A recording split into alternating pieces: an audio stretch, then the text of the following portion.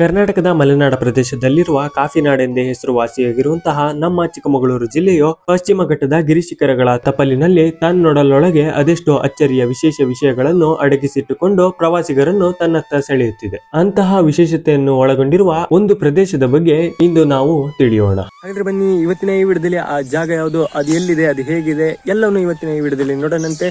ಹಾಗೆ ಅದರ ವಿಶೇಷತೆಯನ್ನು ಎಲ್ಲ ತಿಳ್ಕೊಳ್ಳೋಣ. ಹಾಗಾದ್ರೆ ಬನ್ನಿ, ಇವತ್ತಿನ ಈ ವಿಡಿಯೋನ ಶುರು ಮಾಡೋಣ. ಶ್ರೀ ಗಣಪನಿಗೆ ಅರ್ಪಿತವಾದ ಸುಪ್ರಸಿದ್ಧ ಕ್ಷೇತ್ರಗಳಲ್ಲಿ ಇಡಗುಂಜಿಯು ಒಂದು. ಈ ಇಡಗುಂಜಿಯಲ್ಲಿರುವ ಗಣಪನನ್ನೇ ಹೋಲುವಂತಹ ಇನ್ನೊಂದು ಗಣಪ ನಮ್ಮ ಚಿಕ್ಕಮಗಳೂರು ಜಿಲ್ಲೆಯಲ್ಲಿ ನೆಲೆ ನಿಂತಿದ್ದಾನೆ ಎಂದರೆ ನೀವು ನಂಬಲೇಬೇಕು. ಹೌದು, ಚಿಕ್ಕಮಗಳೂರು ಜಿಲ್ಲೆಯ ಕೊಪ್ಪ ತಾಲೂಕಿನ ಕೊಪ್ಪದ ಮಣಿಪುರ ಎಸ್ಟೇಟ್ ಎಂಬ ಪ್ರದೇಶದಲ್ಲಿ ನಾವು ಈ ಗಣಪನ ದೇವಸ್ಥಾನವನ್ನು ಕಾಣಬಹುದಾಗಿದೆ.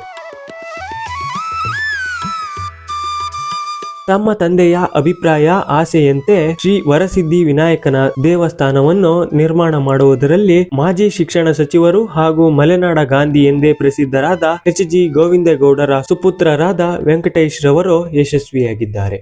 ದೇವಸ್ಥಾನ ಕಟ್ಟಬೇಕಂತ ಹೇಳಿ ತಂದೆಯವರ ಒಂದು ಅಭಿಪ್ರಾಯ ಭಾಳ ಹಿಂದೆನೇ ಇತ್ತು. ಅವರಿದ್ದಾಗ ಈ ದೇವಸ್ಥಾನ ಕಟ್ಟಬೇಕಂತ ಇದ್ರು.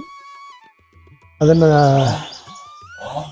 ವರಸಿದ್ಧಿ ವಿನಾಯಕ ನನ್ನ ಕೈನಲ್ಲಿ ನಡೆಸಿದ್ದಾರೆ ಅಷ್ಟೇ. ಪರಿಸರ ಚೆನ್ನಾಗಿರಲಿ, ಜನಗಳಲ್ಲಿ ಒಂದು ಸುಖ ಕಷ್ಟಕ್ಕೆ ಒಂದು ಸ್ಪಂದನೆ ಆಗುವಂಥ ಒಂದು ಜಾಗ ಆಗಲಿ ಅಂತ ಹೇಳೋ ಒಂದು ದೃಷ್ಟಿಯಿಂದ ತಂದೆಯವರು ಯೋಚನೆ ಮಾಡಿದ್ದು. ಅದನ್ನು ನಾನು ನಡೆಸ್ಕೊಳ್ಳುವಂಥ ಬಗ್ಗೆ ನಾನು ಎನಿಸಿದ್ದೀನಿ ಅಷ್ಟೇ. 12 ಏಪ್ರಿಲ್ 2024ರಲ್ಲಿ ಶೃಂಗೇರಿಯ ಶ್ರೀ ಜಗದ್ಗುರುಗಳಾದಂಥ ವಿಧುಶೇಖರ ಭಾರತಿಯವರ ಅಮೃತ ಹಸ್ತದಿಂದ ಕುಂಭಾಭಿಷೇಕ ಮತ್ತು ಪ್ರತಿಷ್ಠಾಪನೆ ಕಾರ್ಯಕ್ರಮ ಶಾಸ್ತ್ರೋಕ್ತವಾಗಿ ನೆರವೇರಿರುತ್ತೆ. ತಂದೆಯವರಾದಂಥ ಮಾಜಿ ಶಿಕ್ಷಣ ಸಚಿವ ಎಚ್.ಜಿ. ಗೋವಿಂದೇಗೌಡರು ಮತ್ತು ತಾಯಿ ಶಾಂತಮ್ಮ ಇವರ ಒಂದು ಸವಿ ನೆನಪಿಗಾಗಿ ಈ ದೇವಸ್ಥಾನವನ್ನು ಮಾಡಿದ್ದೀವಿ. ಅವರ ಆಸೆನೂ ಇತ್ತು.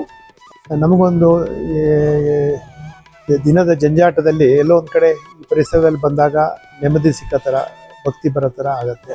ಮೆಡಿಟೇಷನ್ ಮಾಡಲಿಕ್ಕೆ ಒಳ್ಳೆ ಜಾಗ ಇದೆ. ತುಂಬ ಜನ ಒಳ್ಳೆ ಅಭಿಪ್ರಾಯ ಕೊಟ್ಟಾಗ ನಮಗೊಂದು ಸಂತೋಷ ಆಗುತ್ತೆ. ಈ ಗಣಪನ ಸನ್ನಿಧಿಯಲ್ಲಿ ಪ್ರತಿದಿನ ಬೆಳಗ್ಗೆ ಹಾಗೂ ಸಂಜೆ ನಿತ್ಯ ಪೂಜಾ ಕಾರ್ಯಕ್ರಮ ನಡೆದರೆ ಸಂಕಷ್ಟಿ, ಕಾರ್ತಿಕ ಮಾಸ, ವಾರ್ಷಿಕ ವರ್ಧಂತಿ ಎಂದು ಹಾಗೂ ಇನ್ನಿತರ ವಿಶೇಷ ದಿನಗಳಲ್ಲಿ ವಿಶೇಷ ಪೂಜಾ ಕಾರ್ಯಕ್ರಮಗಳು ನಡೆಯುತ್ತವೆ. ಶಕ್ತಿಯುತವಾದಂತಹ, ತುಂಬ ಕಾರಣಿಕವಾದಂತಹ ವರಸಿದ್ಧಿ ವಿನಾಯಕ ಇದು. ತುಂಬ ಜನ ಇದನ್ನು ನಂಬ್ಕೊಂಡಿದ್ದಾರೆ. ವಿಶೇಷವಾಗಿ ಹೇಳಬೇಕು ಅಂತಂದರೆ ಇಲ್ಲಿ ಸೇವೆ ಮಾಡ್ತಿದ್ದಾರೆ ರತ್ನಮ್ಮ ಅಂತ ಹೇಳ್ಕೊಂಡು, ದೇವಸ್ಥಾನ ಕ್ಲೀನಿಂಗ್ ಎಲ್ಲ ಮಾಡ್ತಿದ್ದಾರೆ, ಒಂದು ಸೇವೆ ಮಾಡ್ತಿದ್ದಾರೆ ಡೈಲಿ. ಅವ್ರ ಮಗಳು ಇಲ್ಲಿ ಕಾರ್ಕಳದಲ್ಲಿ ಹಾಸ್ಟೆಲಿಗೆ ಸೇರಿದ್ಲು. ಸೇರಿ 1 ತಿಂಗಳಿಗೆ ನಾನು ಬಿಟ್ಟು ಬರ್ತೀನಿ, ನನಗೆ ಆಗೋದೇ ಇಲ್ಲ ಅಲ್ಲಿ ವಿದ್ಯಾಭ್ಯಾಸ ಮಾಡಲಿಕ್ಕೆ, ಓದಲಿಕ್ಕೆ ಅಂತ ಹೇಳ್ತಾ ಇದ್ಲು. ಅವ್ರು ಬಿಟ್ಟರೆ ಹಿಂಗೆ ಮಗಳು, ನನ್ನ ಮೊಮ್ಮಗಳು ಈ ಥರ ಹೇಳ್ತಿದ್ದಾಳೆ, ಏನಾದ್ರು ಮಾಡಬೇಕು ಅಂತ ಹೇಳಿದರು. ಅವಾಗ ಒಂದು ದೇವ್ರ ಹತ್ರ ಪ್ರಾರ್ಥನೆ ಮಾಡಿ ಅವರು ಒಂದು ರಂಗಪೂಜೆ ಅಂತ ಅದರ ಸೇವೆಯನ್ನು ಹೇಳ್ಕೊಂಡಿದ್ದಾರೆ. ಅದನ್ನು ಹೇಳ್ಕೊಂಡು 2 ದಿವಸದಲ್ಲೇ ಅವ್ರ ಮಗಳ ಮನಸ್ಸು ಚೇಂಜ್ ಆಗಿದೆ. ತುಂಬ ಜನ ಹರಕೆ ಹೇಳ್ಕೊಂಡವರೆಲ್ಲ ಇದ್ದಾರೆ. ಹಾಗೆ ನಮ್ಮ ಭಾವ ಇದ್ದಾರೆ, ನನ್ನ ತಂಗಿ ಗಂಡ, ಅವರಿಗೆ ಕಾಲು ಗ್ಯಾಂಗ್ರೀನ್ ಆಗಿತ್ತು. ಅದು ಇನ್ನೊಂದು ಸ್ವಲ್ಪ ದಿವಸ ಬಿಟ್ಟರೆ ಕಟ್ ಮಾಡೋ ಪರಿಸ್ಥಿತಿಯಲ್ಲಿ ಹೋಗಿತ್ತು. ಅವರು ಇಲ್ಲಿಗೆ ಬಂದಿದ್ದರು. ಬಂದು ಪ್ರಾರ್ಥನೆ ಮಾಡ್ಕೊಂಡು ಹೋದ್ಮೇಲೆ ಇಲ್ಲೇ ಕೊಪ್ಪದಲ್ಲೇ ಗೌರ್ಮೆಂಟ್ ಆಸ್ಪತ್ರೆಯಲ್ಲಿ, ಅವ್ರು ಬೆಂಗಳೂರಿನಲ್ಲಿರೋರು, ಅಲ್ಲಿ ಇಲ್ಲ ಸ್ವಲ್ಪ ಸಮಸ್ಯೆ ಆಗಿ ಮತ್ತೆ ಇಲ್ಲಿ ಬಂದು ಗೌರ್ಮೆಂಟ್ ಆಸ್ಪತ್ರೆಯಲ್ಲಿ ಟ್ರೀಟ್ಮೆಂಟ್ ತಗೊಂಡಿದ್ದಾರೆ. ಈಗ ಆರಾಮಾಗಿದ್ದಾರೆ, ಕಾಲೆಲ್ಲ ಚೆನ್ನಾಗಿ ಕ್ಲಿಯರ್ ಆಗಿದೆ. ಬಹಳಷ್ಟು ಕಾರಣಿಕ ಹಾಗೂ ಪ್ರಸಿದ್ಧಿ ಹೊಂದಿರುವ ಈ ಗಣಪ ಮಲೆನಾಡಿನ ಶುಭ್ರ ಶುದ್ಧ ಪ್ರಕೃತಿ ಮಡಿಲಿನಲ್ಲಿ ನೆಲೆ ನಿಂತು ಬಂದ ಭಕ್ತಾದಿಗಳ ಆಸೆ ಆಕಾಂಕ್ಷೆಗಳು ಹಾಗೂ ಕನಸುಗಳನ್ನು ನೆರವೇರಿಸುತ್ತಿದ್ದಾನೆ. ಇಲ್ಲಿ ವಾರ್ಷಿಕವಾಗಿ ವರ್ಧಂತಿ ನಡೀತದೆ. ಹಾಗೆ ಮತ್ತೆ ಸಂಕಷ್ಟಿ ಮತ್ತು ರಂಗಪೂಜೆ ಮಾಮೂಲಿ ಇದರಲ್ಲಿ ನಡೀತದೆ.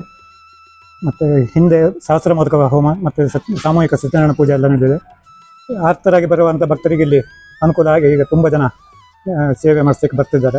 ಹಾಗೆ ಇನ್ನೂ ಉತ್ತಮವಾಗಿ ದೇವಸ್ಥಾನ ಎಲ್ಲ ಭಕ್ತಾದಿಗಳಿಗೂ ಅನುಕೂಲ ಮಾಡಿಕೊಟ್ಟು ಅವರ ಇಚ್ಛೆಯನ್ನು ಈಡೇರಿಸಿ ಒಳ್ಳೆ ರೀತಿಯಲ್ಲಿ ನಡೆದಿದೆ ಅಂತ ನಾನು ದೇವರಲ್ಲಿ ವರಸಿದ್ಧಿ ವಿನಾಯಕನ ಹತ್ರ ಪ್ರಾರ್ಥನೆ ಮಾಡ್ತೀನಿ.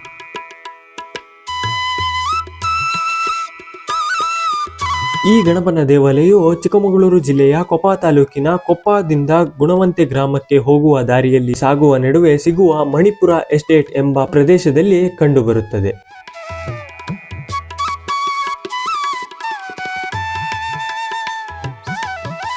ಬಳಿ ಬಂದ ಭಕ್ತರ ಆಸೆ ಕನಸುಗಳ ನೆರವೇರಿಸುವ ಈ ಗಣಪನ ಸಾನ್ನಿಧ್ಯವು ಧಾರ್ಮಿಕವಾಗಿ ಅಷ್ಟೇ ಅಲ್ಲದೆ ಪ್ರಾಕೃತಿಕವಾಗಿ ಹಾಗೂ ಸಾಂಸ್ಕೃತಿಕವಾಗಿಯೂ ವಿಶೇಷವಾಗಿದೆ.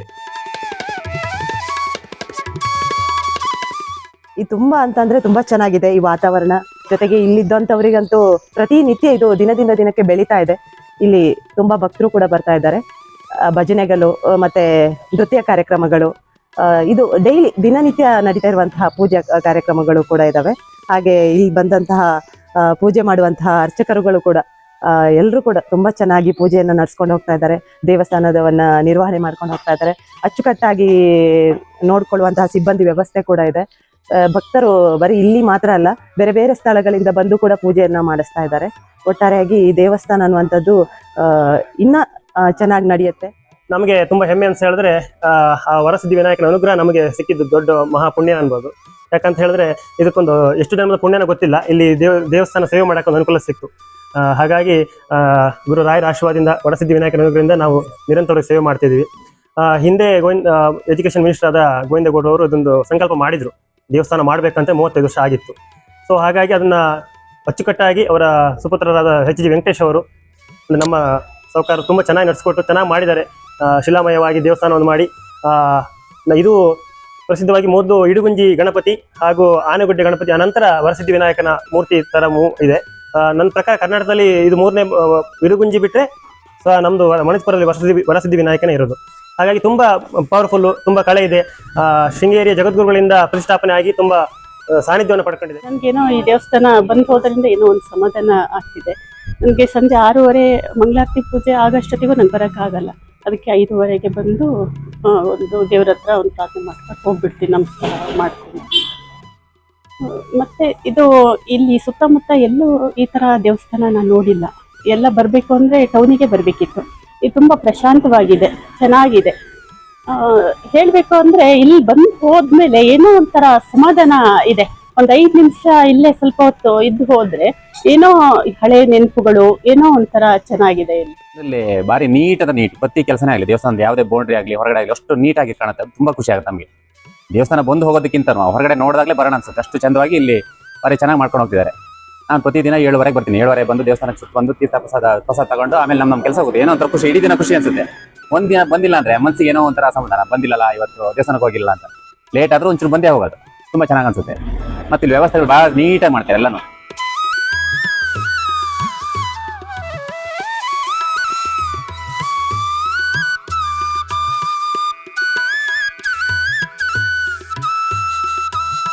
ಒಟ್ಟಾರೆಯಾಗಿ ಮಲೆನಾಡಿನ ಶುಭ್ರ ಪ್ರಕೃತಿಯ ನಡುವೆ ನೆಲೆ ನಿಂತ ಈ ಗಣಪನು ಮನಸ್ಸಿಗೆ ಹಿತ ನೀಡುವಂತಹ ಪ್ರಕೃತಿಯ ಮಡಿಲಿನಲ್ಲಿ ನೆಲೆ ನಿಂತು ಬಂದ ಭಕ್ತಾದಿಗಳು ಹಾಗೂ ಪ್ರವಾಸಿಗರ ಕಣ್ಮನ ಸೆಳೆಯುತ್ತಿದ್ದಾನೆ.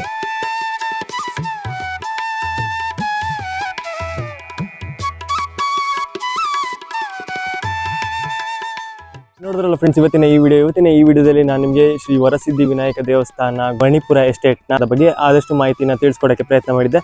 ಹಾಗಾದ್ರೆ ಫ್ರೆಂಡ್ಸ್, ನೀವು ನಮ್ಮ ಚಾನಲ್ನ ಸಬ್ಸ್ಕ್ರೈಬ್ ಆಗಿಲ್ಲ ಅಂದರೆ ಸಬ್ಸ್ಕ್ರೈಬ್ ಆಗಿ ಪಕ್ಕದಲ್ಲಿರೋ ಬೆಲ್ಲೈಕನ್ನ ಆಲ್ ಅಂತ ಸೆಟ್ ಮಾಡಿದ್ರಿಂದ ನಾವು ಎಲ್ಲ ವಿಡಿಯೋ ಬೇಗ ಬಂದು ತಲುಪುತ್ತೆ. ಈ ವಿಡಿಯೋಕ್ಕೊಂದು ಲೈಕ್ ಮಾಡಿ. ನಾನು ನಿಮ್ಗೆ ಇನ್ನೊಂದು ವಿಡಿಯೋದಲ್ಲಿ ಸಿಗ್ತೀನಿ. ಅಲ್ಲಿವರೆಗೂ take care, Tata, bye bye friends.